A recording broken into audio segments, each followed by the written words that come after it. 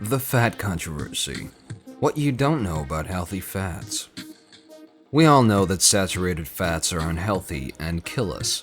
The government says it, the experts say it, and the medical professionals say it. But is this really the case? Let's have a look behind the science of this claim. The hypothesis that saturated fats are unhealthy was first developed in 1955 by a researcher, Ancel Keys, in his famous, or I should say rather infamous, 7-countries study. He showed that the countries with the highest amount of saturated fat in their diet showed the highest rates of cardiovascular disease. The problem with this study, however, was pointed out by two other researchers, Yerushalmi and Hillebo, 2 years later. Keys had only picked 7 countries out of a total of 22 for which these data were available.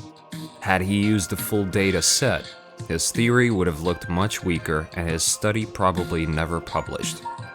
Beyond these data issues, there was also a huge structural limitation to the 7-countries study.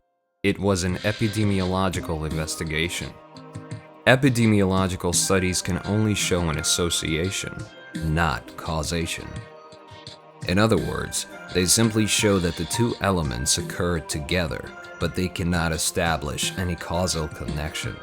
At the same time, another hypothesis was vigorously debated as well, the sugar hypothesis, which attributes weight gain and many chronic illnesses to a diet high in sugars. From the late 1950s to the early 1970s, Keys held an ongoing debate in the scientific literature with John Yudkin, a professor of physiology at Queen Elizabeth College, London University, who at the time was the main proponent of the sugar hypothesis. Keys was very opposed to the sugar idea, said one of his co-researchers later. Keys' comment simply was that Yudkin's hypothesis was a mountain of nonsense. Today we know that Yudkin was right, and the nonsense lay with Keys. 1961 was a turning point for Ancel Keys and his diet hard hypothesis. He managed 3 significant coups. In the first, he got the American Heart Association behind his ideas, the most powerful heart disease group in US history. Another landed him on the cover of Time magazine, the most influential magazine of its day, and the third at the National Institute of Health, which was not only the leading scientific authority in the land, but also the richest source of research funds. From then on, the lipid heart disease hypothesis was firmly entrenched as fact in the medical and general population. It had become a dogma. Those who dared to oppose this dogma were ridiculed and ostracized by their colleagues, and many lost their jobs.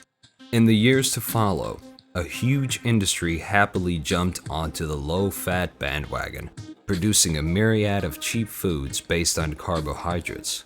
In 1980, the USDA started issuing dietary guidelines that promoted a reduction of all fats, but notably of saturated fats, and by proxy, of cholesterol as well. The world had embarked upon a giant nutritional experiment to cut out meat, dairy, and dietary fat altogether, replacing these with grains, fruits, vegetables, and vegetable oils.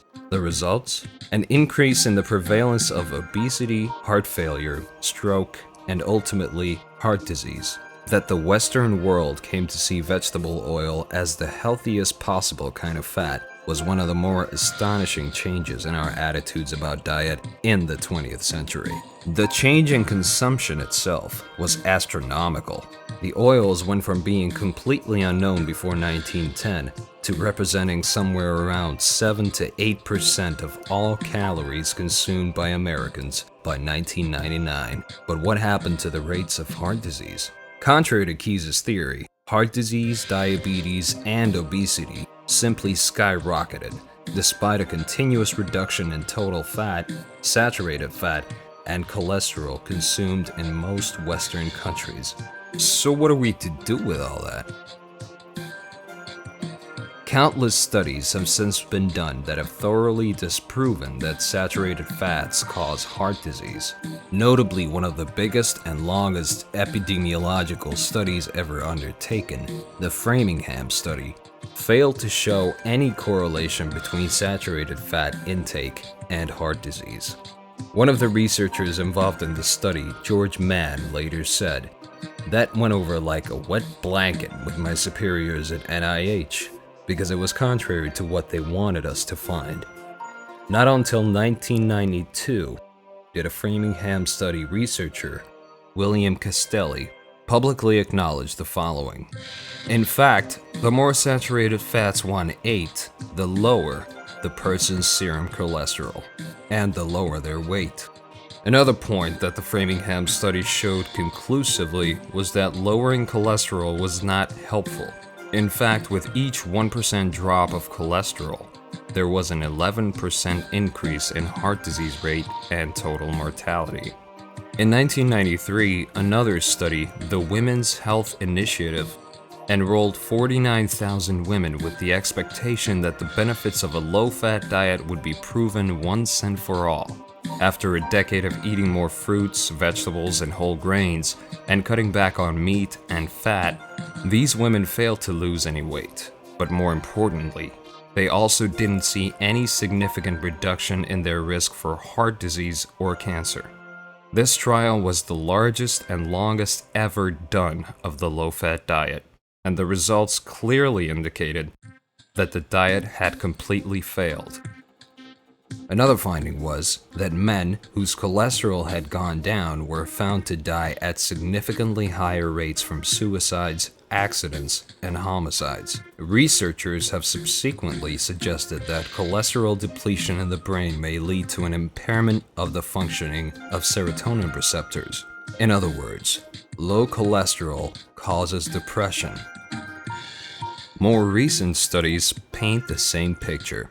A meta-analysis published in 2010 by Ciritarino in the American Journal of Clinical Nutrition found that there is no significant evidence for concluding that dietary saturated fat is associated with an increased risk of cardiovascular disease or stroke.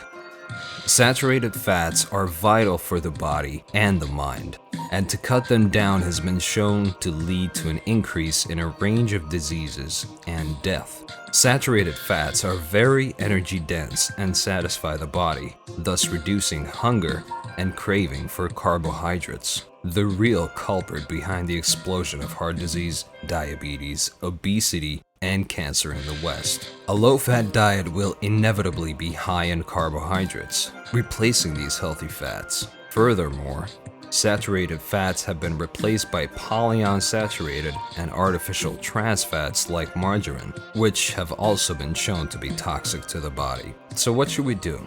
A dispassionate analysis of decades of nutritional research has clearly shown us that cutting fats out of our diet, and particularly saturated fats, is a recipe for ill health and premature death. A healthy diet consists of a mixture of saturated fats and monounsaturated fats in a ratio of 1:1, comprising the majority of ingested daily calories, a modest amount of preferably animal protein, and as little carbohydrates as possible.